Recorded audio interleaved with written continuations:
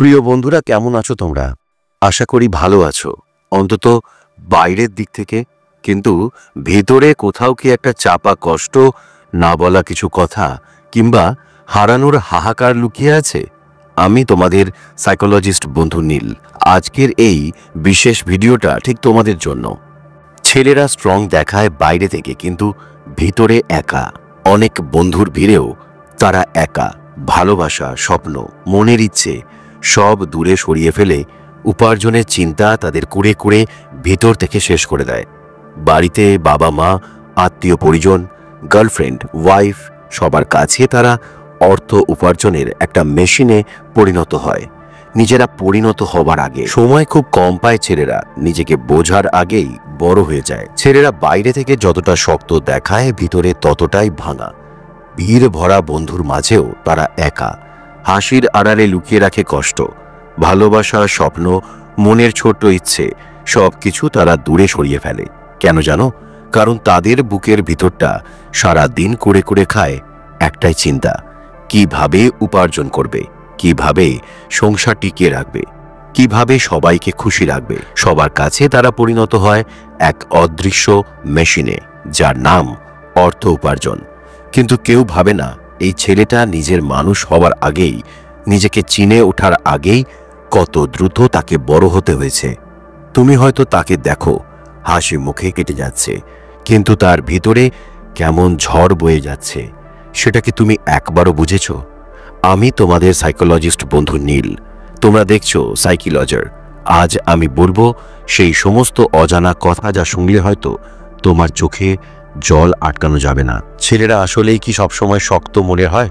না, বাইরের দিকে শক্ত দেখালেও ভিতরে তারা অনেকে ভেঙে যায়, কেবল সেটা প্রকাশ করতে চায় না।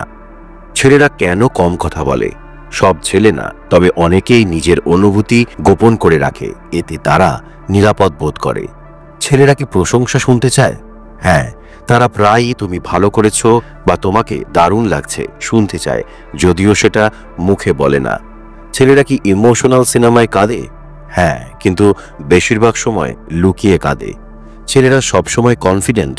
একদম নয়, তারা প্রায়ই নিজের চেহারা, ক্যারিয়ার বা ভবিষ্যৎ নিয়ে অনিশ্চিত থাকে। ছেলেরা কি সত্যি মেয়েদের লুক বেশি খেয়াল করে? তারা লুক দেখে, কিন্তু আসলেই বেশি প্রভাবিত হয় দয়া, সম্মান আর আস্থায়। ছেলেরা কি সবকিছুতেই লজিক খোঁজে?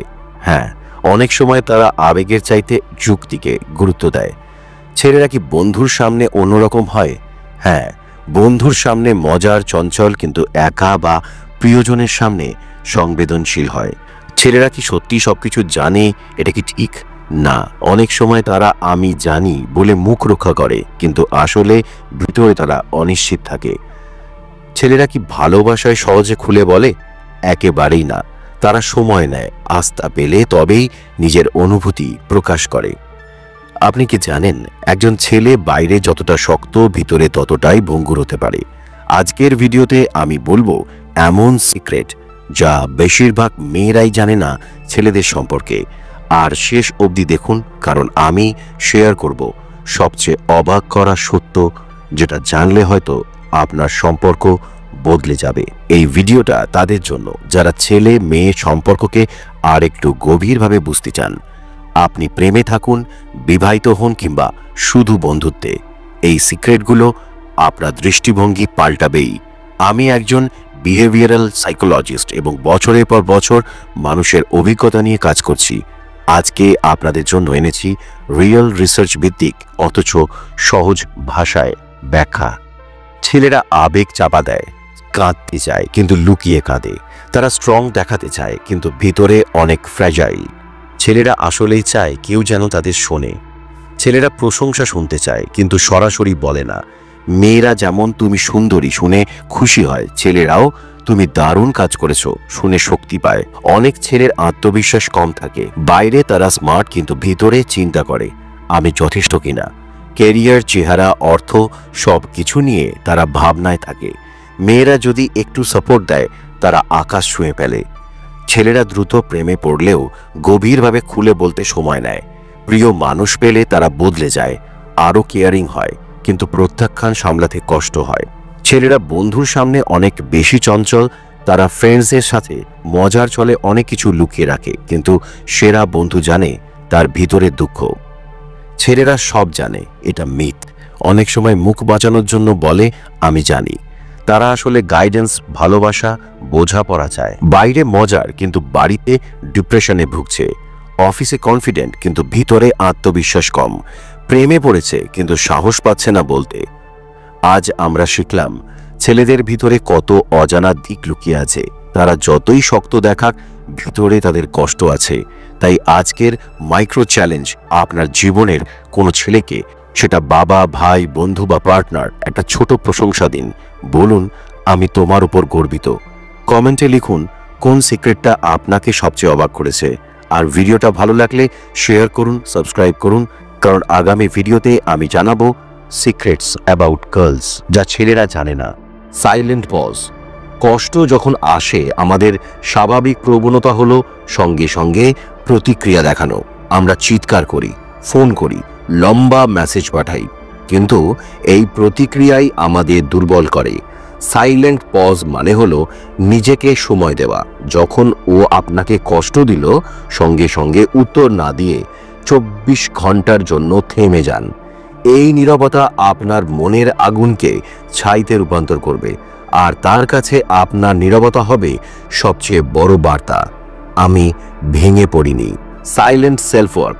নীরবতাকে শুধু প্রতিশোধের অস্ত্র বানালেই হবে না, এটাকে করুন নিজের শক্তি তৈরির উপায়। কষ্টের সময় আপনি যতটা এনার্জি নষ্ট করতেন ঝগড়ায়, সেই এনার্জি এবার ঢালুন নিজের উপর। জিমে যান, নতুন দক্ষতা শিখুন, বন্ধুদের সঙ্গে সময় কাটান। ও ভাববে আপনি হয়তো তাকে নিয়ে কষ্টে ডুবে আছেন, অথচ আপনি প্রতিদিন শক্তিশালী হচ্ছেন। Silent boundary. যখন কেউ আপনাকে আঘাত দেয়, ওকে আপনার জীবনে বিনা শর্তে ঢুকতে দেওয়া মানে নিজের সম্মানকে ছোট করা।